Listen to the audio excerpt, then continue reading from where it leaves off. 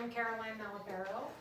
I'm a national commercial underwriter at Fidelity National Title. I'm an attorney. I went to law school at Seton Hall Law. I got an undergraduate degree in growth and structure of cities at Haverford. Kind of playing on the built environment versus the social aspects of the city. So kind of always knew that real estate was something I was interested in. Never knew that title was something that really existed out there. Obviously, when I was much younger, learned it when I graduated law school and started practicing at firms in the city. But now here I am, 7 years later, at Fidelity, so, yeah. Great. Hi, I'm Nicole Sinatra. I've been a member of this foundation for a very long time. I was just telling someone I think it's 21 years now. And I always love coming in this building, so I'm glad that you brought up just how the architecture impacts all of us in New York. I currently work also at Fidelity Title. I am in the sales department. I have been a real estate lawyer since 1997, I think, but when I left St. John's Law School, I did not start out in real estate. I was a prosecutor in the Brooklyn DA's office. And if you had said to me then that I would be working, certainly in sales and in title, I would not have been able to really fathom that happening. But I worked in real estate before I went to law school. I was a secretary at a big real estate developer. I was a paralegal. I've kind of always worked my whole life. I've always been working. And then my dad one day was sort of like, well, are you going to law school or are you not? So I went to law school. And it was a great, a great nudge. I'm happy that I did that. But I also teach at NYU right now. I teach a real estate law class in their undergraduate program at Schack. And that has been, I think, I've loved a lot of different aspects of my career, but this has been really the most impactful, I think. And the reward that I get from mentoring young students who love real estate has been very exciting for me. And I think as part of, at least for me, you always feel like, well, I don't really know do I really know that? And then you really have to dig deep and say, wow, I really have had a lot of experience over the years, and I really can talk about a lot of aspects of real estate. And I kind of started to love real estate again when I had to relearn it to sort of teach these students. So I've had a lot of different twists and turns, but this is my latest chapter. We'll see what's next. Great. Hi, my name is Nicole Palermo. I was actually a scholarship recipient from Columbus Citizens for college, so I'm very grateful to the foundation. I attended Fordham University for my undergrad.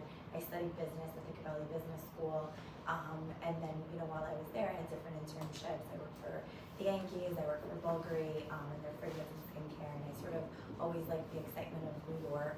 And then when I graduated, I worked briefly in advertising sales for Harvard Business Review, and I had a specific focus on luxury advertisers, so watches, jewelry, all of that.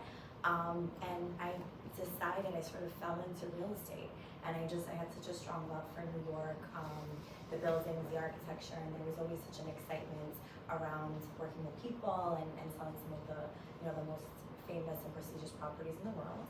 So now, for the last 11 years, I've worked in real estate. I currently work at Sirhan's, and I have a specific focus on townhouses, actually, luxury apartments, and throughout the city, Upper East Side, Upper West Side. I live in the Village, and a lot of my business focus on the West Village and Greenwich Village, as well as Soho and Tribeca. So. Great. Well, there's a million questions I could ask all of you, and I don't even know where to start. But I thought one thing that's always interesting about the city is, all cities, but because we live in this city, New York is very much a real estate driven city, and developments often, are the focus of years of activities. When you think about things like Hudson Yards or the Far West Side, when the rail yards got covered over, but then there's all the real estate that happens on a daily basis. And particularly during COVID, we read a lot about the ups and downs of the real estate industry here. And I'm wondering, now that we're as out of COVID as we're probably going to be, it's not gone, but you still see a lot of articles in the paper about, the number of people who've left the city, but you equally read about our housing crisis, and I just wonder, all of you have a different plug into this, but, where do you see the kind of real estate world right now? Caroline, I'm gonna start with you, just because you're in my line of sight. I mean, it's really interesting to think about all the time. I mean, New York City real estate, I remember when I was kind of doing the residential end of things and people were buying and selling co-ops, right? Like, New York City is different than everywhere else in the country when it comes to real estate. I mean, just from a starting point, the kind of thing that you're buying, the detail that goes into it. I don't know if any of you have ever seen an offering plan for a building. It's about this big. It has all the details, all the window lines, where a building can be built next door, your maintenance costs, what goes into them, what's included, what's not. And that's not something you see if you're buying a house in New Jersey. So just kind of understanding that from a starting point is completely different here than it is everywhere else. And I think that what I always said about COVID, when people are like, it's never gonna come back, it's never gonna be the same, it's like, it's different.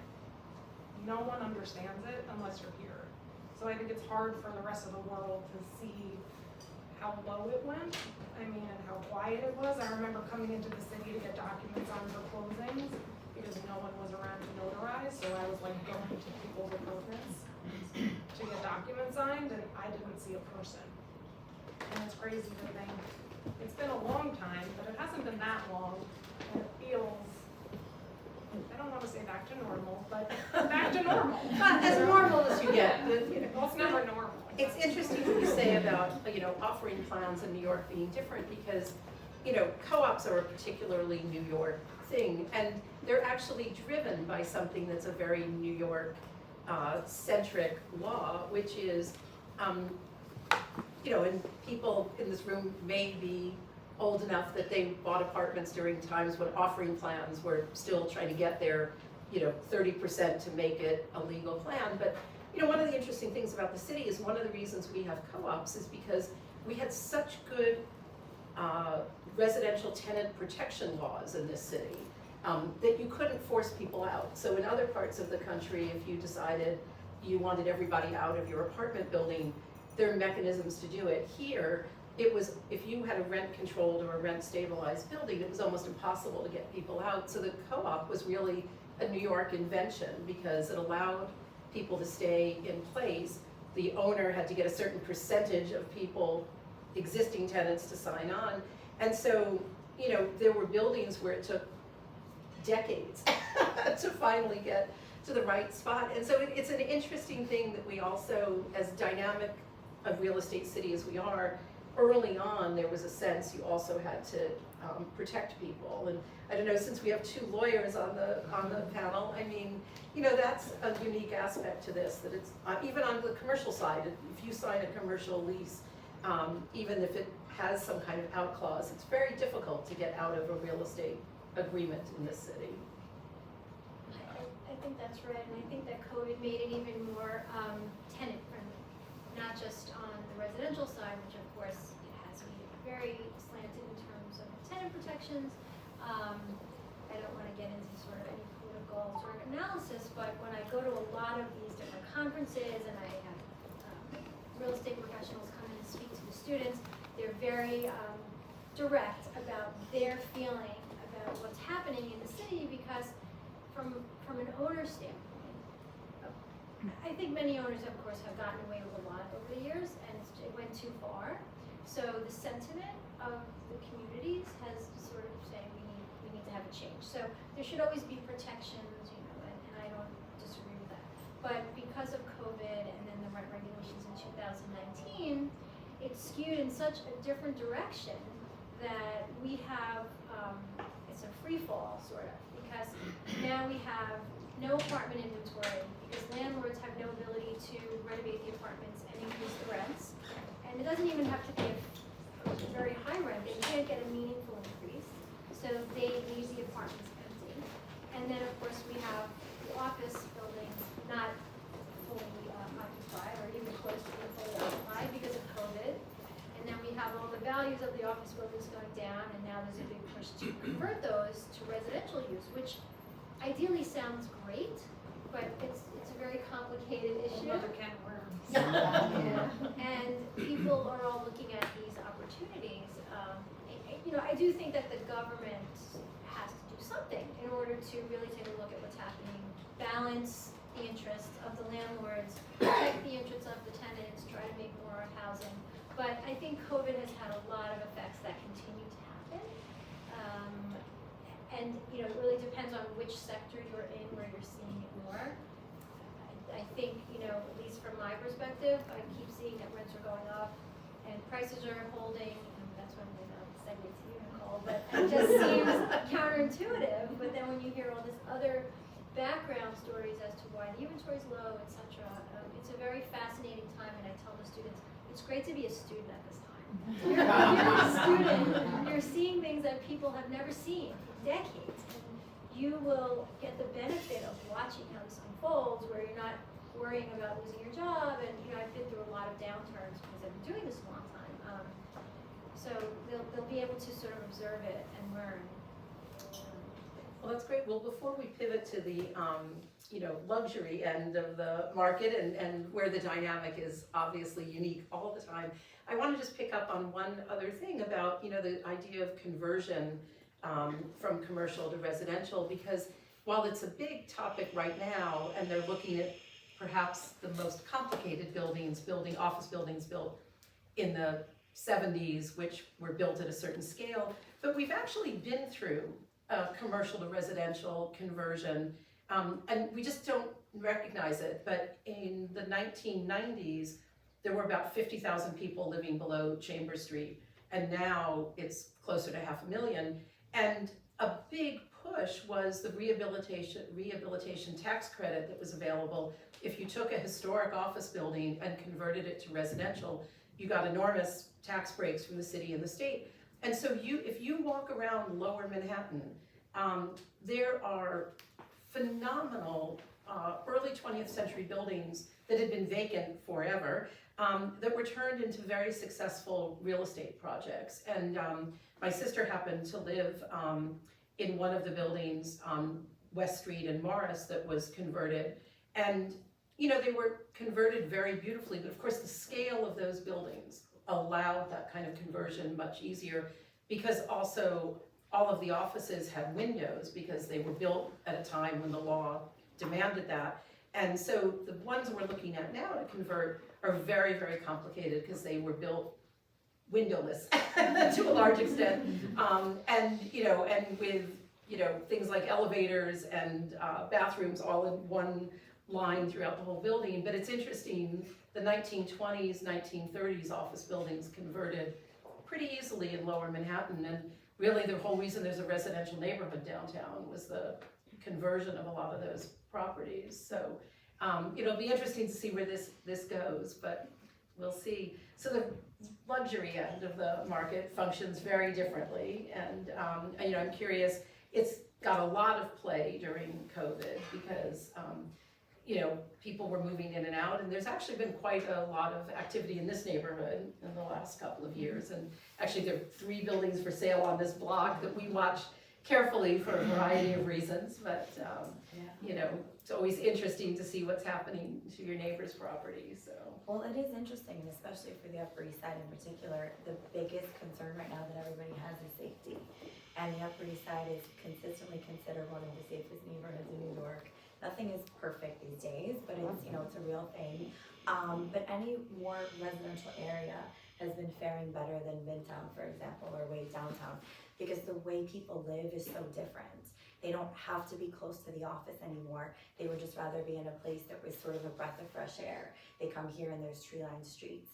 We're seeing the same thing in the Village and places like Brooklyn that are really having a boom because nobody has to live in the thick of the craziness anymore.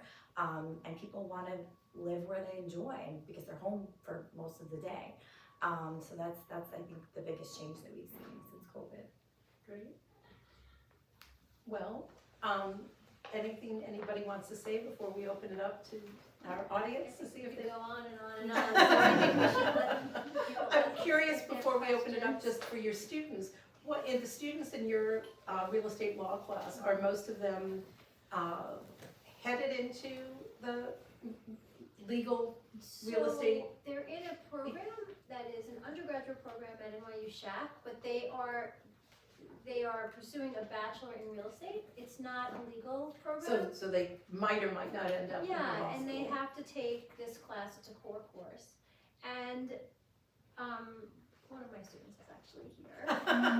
And I try to make it very practical and fun and interesting because they're not law students, and it can be very daunting and sort of, I don't like to put anyone on the spot and have them be pressured. It's about learning about real estate because they love real estate. So maybe they'll become lawyers, maybe they won't, maybe they'll buy a co-op or they'll buy a condo.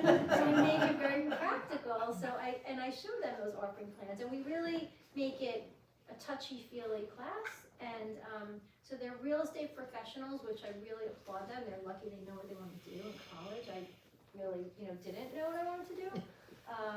So it's really interesting, and they're very focused, and it's really a lot of fun. But maybe some will go to law school. I think the majority are not thinking about that right now. Great.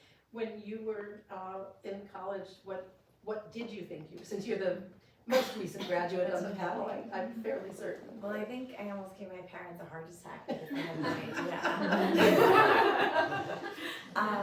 But no. I think, for myself, I always worked hard, and I always kind of followed my intuition and kind of did what I enjoyed, and always knew that the path would become clear. And so my focus, I knew that I was interested in business and marketing and all of that. But I liked a little bit of everything. There was one point I thought I was going to become a lawyer and an accountant, and I wanted to work in fashion. And it was funny because real estate sort of is the craziest combination of all of that. Even as much as I minored in psychology, and I feel like so much of my job is understanding what someone, when they're not always saying what they're thinking, but you have to understand that that's actually what they mean. And when you're working with a buyer as well, sometimes you kind of have a sense of what they're looking for, even if they don't know it at the time. So it's just having a background in psychology really sharpened that. And then I definitely fell into it. I had a family friend who worked in real estate, and she said, I think based on your background, you should try this. It has a good mix of everything, and there's no deal that's ever the same. And the best thing that I guess if I was giving advice to someone in college, is to do just that, kind of follow your heart, kind of take interest in whatever you're interested in, follow that, go with that. And then it may surprise you. Sometimes you might end up in something you never expected. Well, I think that's a great segue to open up to our audience if they have any questions for the panelists. This is not a shy group. I cannot believe there's not one question lurking out there. How would you say that you've navigated being in real estate with being a woman as well? Because we're still outnumbered. I mean, at different stages, it's been different, right? I feel like at one of the firms I worked at, I was introduced as a female associate while I was standing there. You know what I mean? It was just, they were proud of themselves. Look at us, that wasn't, we're not talking 30, 40 years ago, we're talking the past 10, 15 years, and it's different. It's, a lot of times, and especially in sales, I'm sure Nicolette can speak to, but you're in a room with mostly men. There's usually salesmen, and they still call it that. I'm usually salesperson. It's just a habit of time, but I think it's getting better. I think, you still see a lot of the partners at big firms, are still what you expect.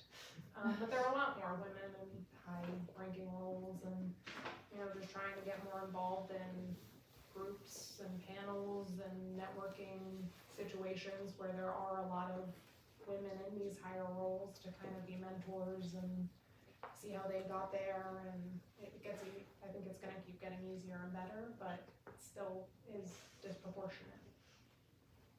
I think that's right. I think also, certainly when I was a junior person in my real estate world, there were not a lot of female mentors because they can't retain women, or they didn't know how to retain women at that time because you had to make a choice. If you had a family or you needed to do other things, or even if you were a caregiver for your parents. Like we didn't have, COVID did a reset, I think, for a lot of us, and understanding that you can meaningfully do things and not be physically in the office. But I think there, it was very challenging in different ways, and certainly in the sales world, I've said this to a lot of people, when I was younger, I don't think I would have been able to do sales in this way. And I don't mean like in your world, I think it's different because you're sort of controlling how you're doing business, but where I have to go out and try to get business from people, the expectation is very fascinating, and it's 2024, but there are things that happen sometimes, I just can't even believe it. I'll go to my friends, can you even believe this still goes on? Because you think they would know by now that it's really not appropriate, but I think Right, it's even saying to somebody like, hey, do you wanna go grab a drink, right? Like, that's different for me to ask a man than to ask like, Nicolette, hey, you wanna go grab a drink? Like, that's different than like, hi, I don't know. Like, right, there's a different dynamic, and it's just navigating that, right? Like, sometimes I ask, you wanna go grab coffee, right? Like, that's a different Right, if you fall in love with someone, you have to figure out where to say, well, should we meet, if I say dinner, or you can't say that, you'll say coffee or lunch. I mean, I find that that's what I do. Especially for our first meeting, whereas I feel like, a man asking a man, I don't know. I just think it's gotten better, and I think certainly all the junior women here and the young women, you guys have to navigate it differently, and you know that you can say whatever you need to say without being afraid of having it, be misheard, or it doesn't matter. It really doesn't matter. I think in the prior years it was more difficult to do that powerfully. I also think it's important to recognize when you're in the right room, quite frankly, because I've been in situations or in workplaces where they're threatened by a woman who is smart and knows what they're doing. And women are threatened by that, and men are even sometimes more threatened by that. But it depends. I think it's just a matter of recognizing when somebody would want you to be in a place where you're in a position for success and they're not threatened by you. And I've had to leave situations where I felt that way. But what I can say, with now the person that I work for is Brian Serkant. I probably should have mentioned. And he was on the show. He was on Bravo, $1 Million Listing. And when I sat with him and I interviewed, he said, "You have always been kept kind of hidden. Like the work that you did was hidden, and that's a bad way to be. And I want to push you." He's like, "Women, I hire so many women. They get things done. No offense to men, but like women, we know how to multitask and we get things done." And he's really given me many opportunities, and I know many other women that we work with that we're put in a position for success. And the things that women bring, whether it's empathy, whether it's intelligence, like that will go far. And I think a boss or someone that you work for that recognizes that it's an asset, you're in a good place, because it is. And you shouldn't hide who you are, and you should be grateful for those opportunities. Well, I'll tell you one very funny thing about, women get things done, and I was once on a board of an organization that I'm not on the board of anymore, so it was a while ago, but we had a strategic planning weekend retreat, and the last afternoon we were broken into groups, and it was a board that had about 12 men and 4 women, and as they broke us up into groups, literally nobody wanted the 4 women, so the 4 women ended up as their own group, and then we all had to give presentations at the end of this 3-hour breakout session.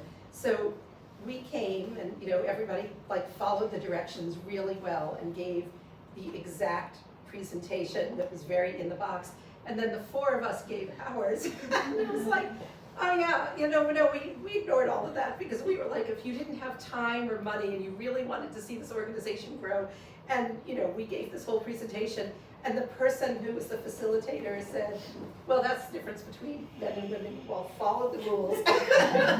And the women actually solved the problem. And it was a man who said that, but he was very funny, because he saw what was happening, that nobody was picking us to be on their breakout group, and so we ended up as our own, and so women did get things done, so. I don't know, there's so many, I can keep asking questions because I love this topic, but, oh, I see a question right here. Kind of on the same line of women in real estate, as well as safety in general, kind of what you were talking about before. I was wondering if it's ever been like a concern of any of you guys like going out on, meetings with clients, or like how you approach that when joining a new company, because I had asked in an interview like, oh, do you guys, bring 2 people along with you? And the guy kind of looked at me and was like, oh, like if you need help. And I was like, no, like more like on the safety aspect of it, like not being by myself because I'm 100 pounds. I don't know if that's, like a typical thing or how you've approached that. It's a real thing. Yeah. And especially with us, it's like you meet strangers from the internet. Yeah. Like that's who you're meeting. And you're in empty townhouses or apartments or whatever it is. Most of the time we have a broker, but even still I like to Google because sometimes you never know how the broker knows this person or whatever. But I always have a conversation. Make sure that they have an internet presence. And I try to have somebody with me if they're coming without a broker, just so that, because it is a safety concern, especially in real estate. Would it be like someone that you know, or not just like a personal friend, or like a business? A business, Okay. usually somebody that I work, but if I have to, like, I definitely would have like a friend or a family member, yeah, for sure. I think it's a really great question. I think that, for us, we do go to these events, they're usually very packed, but sometimes you have to meet people, and I've been in situations that people will just take liberties. And I've never been sort of a place where there aren't other people around, but some of these serial types of people, they don't care, they'll do it. I guess sometimes they'll have success, sometimes they won't. But I think, it depends on the business that you're in. I know certainly in your business that's really a concern. I think you just have to take precautions for yourself no matter where you are, because we all get comfortable, or we think, oh, well, it's this era. I think you just have, sadly, women just have to be a bit more cautious. I'm, especially in my current role, very much not in front of people. A lot of emails and remote closings, so I definitely don't face it the way either of you do, but. We'll do it in this order, this question, and then the gentleman in the second row, and then the person raising hand right down, so we'll do those 3. Is residential real estate moving in the village? West Village is the most valuable property in the United States after San Francisco, I've heard. But with interest rates the way they are, is it a bad time to sell? It's, What is the question? So the question was, is real estate in the West Village moving? It's some of the most expensive real estate in the city, even beyond San Francisco, and with interest rates where they are now, how's that impacting the ability to move properties? And in the village in general? yeah. It's, so it's very dependent on price. Right now, it's still, we're at a unique time where this year real estate's been moving a lot better than it was last year. Last year was a standstill, and it was simply because of interest rates. It was because it didn't make any sense financially, because 90% of homeowners had an interest rate under 5%. So even if their home had gotten too small, or if it was more space than they needed, mathematically it didn't make sense to move. So either they were renting if they had to, or just holding on to their place, so there was no inventory. And then buyers couldn't afford to make moves because interest rates became so high. So now there's a little bit more inventory because something had to give. And many sellers who are serious, they decided to list, they listened to their guidance and said, okay, I really didn't want to list at this price, but I believe you, I trust you. So they're now coming to market. And if things are priced correctly, they are selling. After this year where people sort of accepted the fact that interest rates kind of are going to be what they are for a bit, there are people that are making moves. There's a lot of cash buyers, and the prime neighborhoods are doing very well. So like we said before, Upper East Side is doing very well. The Village is doing very well. The neighborhoods that have a lot of appeal just in terms of restaurants and safety and all that good stuff, Midtown is still tough because there's really no reason for people to be in Midtown. More B locations are still struggling, like Financial District and places like that, where it's like I don't wanna say the quality of life, but it's people who are there more for their offices, and they'd rather be now in residential locations. But I think there's opportunities for sellers, and many sellers are now seeing that there's limited inventory, so they're in a unique position. If they have something that's a good product and is priced to sell, it's moving. Wait, there was a question in this segment. Thank you. Yes, that was part of my question about the strength of co-ops on the Upper East Side at this point. When you say if the price is appropriate or priced correctly, are those prices still below pre-COVID? And then also, what's your take on townhouse market? Why do we see so many signs of townhouses for sale on the Upper East Side? Why aren't they being? They're 20 million. Townhouse near where you live on 10th Street. Yeah. You know, 12th Street, 21, if it's been renovated Yeah. as a mansion, Yeah. but that's what they're asking. No, it's true, and it's so the townhouse thing, we'll touch on that first. People like townhouses after COVID because it offers more space. So the pandemic changed the way everybody thinks. They say, if I ever am stuck and have to stay in my house, do I have enough space?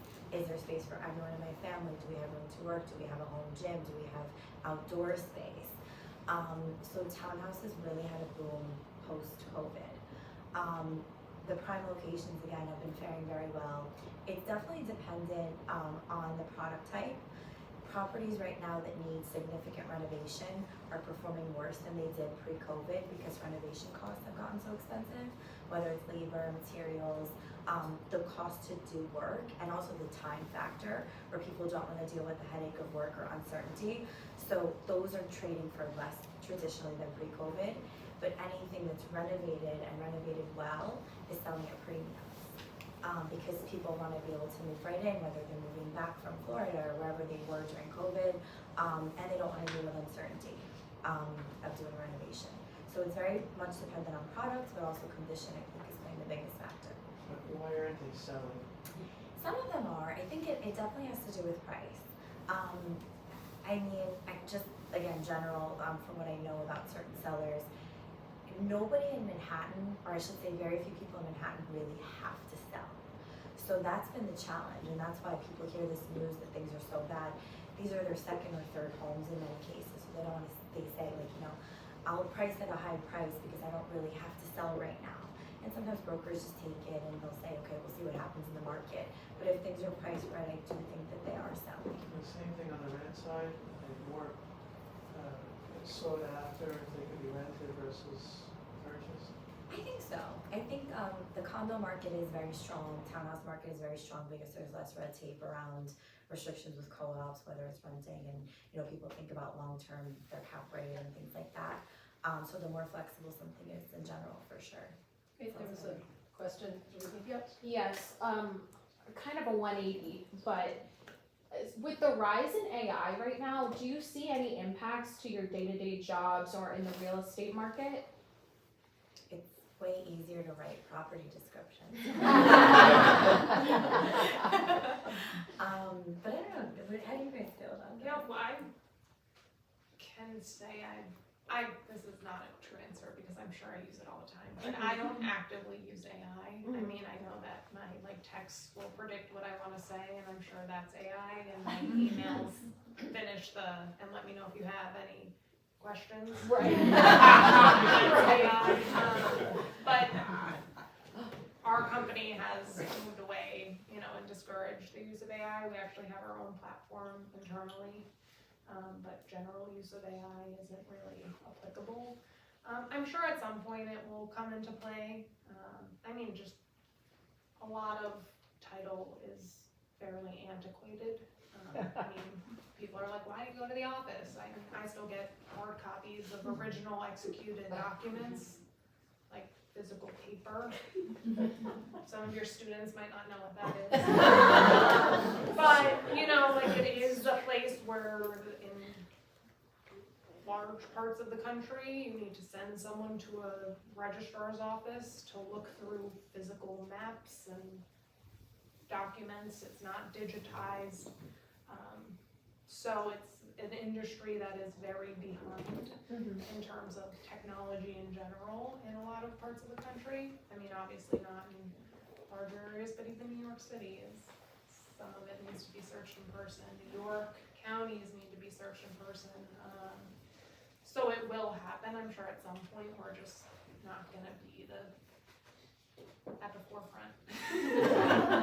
Well, the AI question is interesting, and I'll be very interested to hear your point of view, because I think you're right in the sense that we use it all the time, even if we aren't actively using it, because there are a lot of functions that are just embedded in the way we use software. And I teach in the School of Architecture at Pratt, so I mean, I'm sure you face the same thing I do, that especially this year, there have been lots of missives from the administration about being on the alert for, you know, papers and projects that might be underpinned by AI rather than the students' own original thoughts. But, you know, in the students' defense, especially students who did their undergraduate work during COVID, you know, everything you were searching was online and students couldn't go and do those physical searches. And so, you know, it's only going to bubble up to the surface more and more. And so it's really going to be about learning how to use these tools effectively. I agree with that, from a teaching perspective and also from in the title world and the legal perspective. So there's been a lot of push from people to say, well, do we really need title searches? Do we need title insurance? People want to tokenize real estate. I mean, how much do we have to really search a parcel? So I go through these exercises in class. We have students make presentations. One student did a presentation about how title insurance, you know, title searching is not going to be necessary. And then I said to him, okay, so let's say you have an AI engine that gives you this information. How do you verify that? How do you know who input that information? You know, could be incorrect. So you still need people involved. I think it's going to really creep up, and maybe we'll be able to use it in some way. But even in terms of writing contracts, you know, the AI technology can only do so much. And one of the students last week did a presentation on AI and virtual reality, and he showed us a person going to look at an apartment with virtual reality goggles, and I said, but don't you think something's missing? Don't you want to walk through the apartment? Don't you want to see if it has a smell? Like, you want to feel what it's like. And the student agreed. I didn't think he would, you know. I said, would you buy it by using just virtual reality goggles? He said, probably not. I said, of course you could have a trusted person go there. If you're in another country, sometimes you can't do it. So it's a tremendous help to us. I think these things are very helpful. I think it's a little scary at how much people can rely on them and are willing to rely on them blindly. And it may be a generation thing also. It may be just an experience thing. You know, people might have to have some setbacks before they realize, you know, we can't be completely eliminated. Well, and also, I mean, AI, at least at this moment, is still, you know, inaccurate in many ways. And it's accurate in a lot of things, but, you know, one of our board members, for fun, asked one of the AI bots to write an explanation of the history of the Columbus Day Parade. And, you know, I would say it was about 75% accurate until it said it was inspired by the Puerto Rican Day Parade, which started 40 years later. So it might have been inspired by it, but that would have been really interesting that, you know, this person could channel 40 years into the future. But when you think about how many times spell check, you know, misses things, or your phone autocorrects incorrectly, and you send crazy messages to people. I mean, AI is much the same, right? I mean, it's going to take years of use to build up to an accuracy rate that we all consider acceptable. But 2 years ago, though, the students would give them these quizzes, and all the answers sounded very similar. Everyone's answer was very similar. So I said, well, I think next time, you know, you should not use ChatGPT because everybody had the same answer, and I can't really differentiate. But I think the universities were cracking down a bit on them, at least this year anyway. yeah, no, definitely. But it is interesting about, you know, it makes writing descriptions easier because, of course, there's probably a lot of things you can plug in as a kind of glossary, and then it can knit them together and it's quicker. I would imagine that's a big help, actually. Yeah, it helps to start the process, but like you said, you catch things and you're like, that doesn't make any sense. Where did this come from? But it's always a question, you know, for real estate, because they're always trying to replace real estate brokers for some reason. Replace the real estate broker. But there's such a human component that's so important to our industry. And it's just like that natural empathy, again, understanding how to negotiate deals. And it's very personal. Like it's such a personal process when you're selling your home or buying a new home. Then I don't think that AI, or I hope that they can't do that just yet. Again, like it could help to see trends or, you know, find information, but then it's how do you use that information, right? Like what does it mean? Like maybe it can helps simplify searches, but then like what are you gonna do with the information once you have it, right? Like what does it mean? Right. How do we solve the problem? What is the problem? You know? So, right, like it might help going through on a commercial scale 100 leases easier. It might be able to pull out, I need this certain provision and be able to find that provision. But what does it mean, right? Like, does it know that? You know, it's more, again, taking that personal. Exactly, so most of us have some kind of experience with either renting an apartment or buying an apartment or, you know, some kind of transaction. But for most of us, you know, title is just like something on the to-do list. And we, you know, so what is the origin of, you know, title searches? I'm curious, you know, and why is the industry lagged behind in digitizing all its records or? I think it's just the age of things, right? Like we still have maps, I mean, of New York City that are relied upon and provide value that are hand-drawn, you know? Like, there are still exceptions and policies that relate back to things that are not up to date, but they're in the property records. That's how it was. So again, it's searching the whole record. It's going back and finding chains of title and making sure that the person that's selling it has the right to sell it and the person that's buying it knows what they're getting. Right. So again, it is a checkbox to a lot of people, and that's why I had no idea this is where I was gonna end up. And again, I don't think it's a career that anyone in 7th grade is like, I want to be an Egyptologist, and somebody's like, I want to be a title underwriter. Something that's comparable. But it is, I think it does provide a value, right? Like it gives peace of mind that when you're getting something, that it's actually what you're getting. We also have to have very, very good research skills, because I will say, you know, for the documentation studio class I had to take when I was a graduate student at Pratt, everybody was assigned a building, and I was assigned 79 9th Street in Brooklyn, which is in the Kiwanis neighborhood. And so we all were allowed into the archives, and everybody is pulling out, and some people are like, my file is great, it's got 500 pieces of paper. Mine was empty, empty. And so when I went to the professor, and he was like, well, I mean, it's not really empty. And I was like, no, it is. There's nothing in it. And so it was amazing how I had to write up the history of this building with no information. And suddenly you have to go, like I went to the New York Times to see if the address had ever been in there. I found, you know, the death record of somebody who had, you know, owned it at one point. And then I ended up learning that it was the warehouse for the Ralston grocery company, which doesn't exist anymore, but was a very big deal in the 19th century in Brooklyn. But it was, you know, it was fascinating because I think I got a glimpse of like what you must do in some measure, because I looked at those old fire insurance maps. That was how I found the owner who died. But you know, it's fascinating in a way because you can tell a huge amount of history from looking at a lot of these records. So, I mean, as a student, it was actually a lot of fun after I stopped crying. And again, it's not necessarily like the title industry that's behind, right? All of these documents are held by municipalities, right? So, I mean, local governments and registrar's offices. So it's, you know, if you're in Nebraska, in a county, and, you know, anywhere in the country, it's really how the municipality chooses to keep the records, index the records, and keep track of things.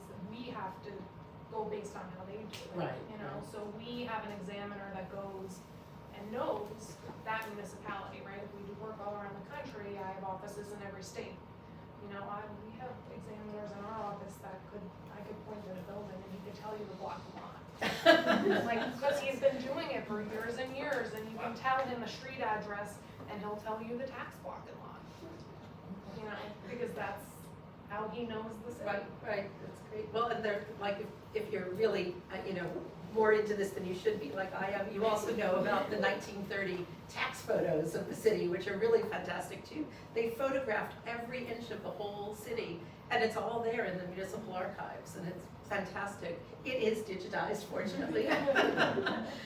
It wasn't when I was a student, but it is now. And so it's true. I mean, municipalities have to decide to prioritize this. And here in the city, it's a space issue. I mean, at a certain point, the municipal archives and the Department of Buildings just didn't want to store things anymore.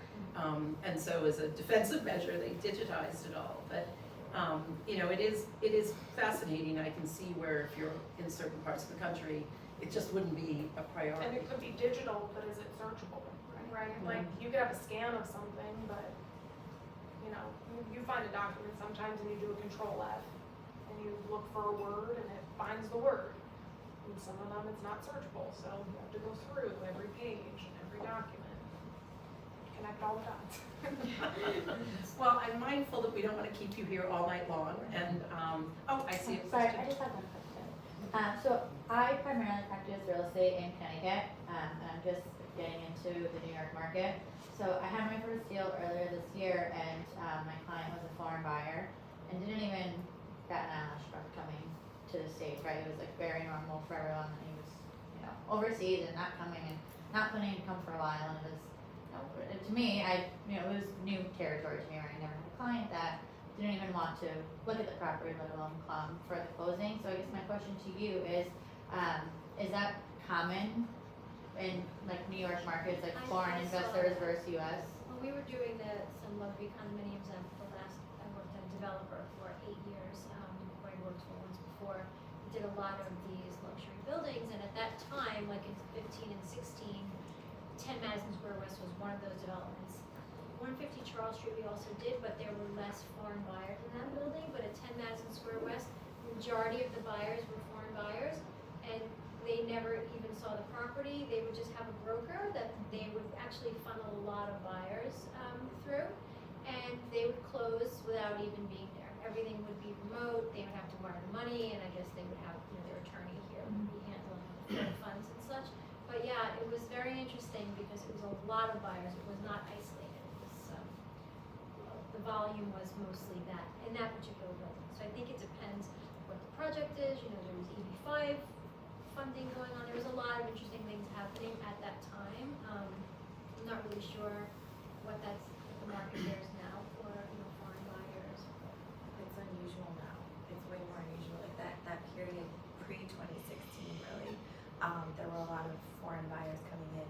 Then the city sort of started to crack down on them a little bit. But then really after COVID, it changed and they just weren't able to get here as frequently. So now most of the deals that we're doing are actually domestic buyers. There's a lot of California to New York and vice versa, Florida. There's way fewer foreign buyers, but it's not impossible, and it is mostly for the new development, condos and townhouses are foreign. I'm all commercial and all remote, and I get a package of documents and signature pages, and it's all LLCs though. Right. Looking for work docs as opposed to getting a copy of someone's photo ID, but I don't meet anyone. You had a question? Yeah, just a hopefully quick one. I was just wondering, I know this is going way back, because you made 1 million sales since then, but like going back to your first sale, what would you say was like your biggest asset to get to that point, and then what was the biggest difficulty that you had to overcome to get there?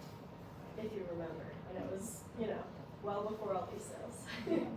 It's funny for me, my path was sort of like organic, so I can't even say what like my first commercial sale was. Because when I started, I learned real estate as an assistant to a top agent. So I was like, the first client that I had was like a client that had a $32 million townhouse. And it was like I learned what a buyer and a seller was and something like that. Of course it was just like a fraction of the deal, but like I was fortunate to have like learned on that. But I think that first, like the first sale that I did really on my own, it's sounds cheesy, but having like the confidence in yourself and your ability to do it. And like there's a satisfaction in knowing that it was when it was just yours by yourself, like the work that it took to get that buyer and that seller and the whole, the pitch process and the negotiation, like it's about believing in yourself and knowing that you're capable of doing it. So Nicolette, since you were a prosecutor, I have a question that, the same question to you, because, by the time you went into the real estate world, you had, I think, what might have been a tougher job. Yes, it was an interesting, job. I took a trial class at St. John's Law School, and the Brooklyn DA was the actual teacher, so he would recruit people from the class. And I really just always wanted to do that, so I loved it. It was great. Doing the actual prosecution job itself was very challenging. I was in a specialized bureau, sort of after we did the training rotation. I was in Sex Crimes and Crimes Against Children Bureau. So that was very challenging, very important work. And then sort of toward the end of that, you make no money there. You work with great people. You work with great people. I mean, it really seems to recruit and attract really interesting people. But I was sort of like, okay, maybe I need a break from this because you can never leave it at work. These are people and lives and kids. So I said, okay, I'll take a step back and we'll see. I'll go back to it. But it was really rewarding in the sense that you feel like you're doing something, but on the same token, you're helping those people in that moment in time, and they go back to a lot of things that really, they can't. You can't really help them change their lives all that much, but it was wonderful. It was great. I still have my, friends in there. I did that. That was in 1994, so it was a long time ago. So it was a welcome breath of fresh air when I, was talking about transactions and just real estate. But I still, think about a number of those cases. And I'm very happy I did it, but I'm glad I stepped away also. Caroline? I'm trying to think. I feel like every deal is a new deal. Again, because I am all over the country, I feel like every deal I'm realizing or learning or Well, I seeing think something. maybe that's a question that's, an interesting one to the, what are the challenges and the triumphs? I mean, you don't start out working nationally. I mean, you obviously build towards that. So I think the question to you is, how did you navigate that? That's a big role to suddenly have your client base spread out right. across Like the I'm country. born in New York and New Jersey, so I do everything besides New York. We have a New York team and a national team. So it's really relying on resources that you have, and we have a lot of really great people around the country, so letting them know what they know and focusing on what I know. And again, it's just being a resource to your clients when they have questions, being confident in what you know, and it's okay to not be confident in what you don't know and find the answer when you need to find it. And sometimes it's okay to say, I'll get back to you. Well, this was great. Thank you so much for your time, and thanks Yeah. everybody for coming.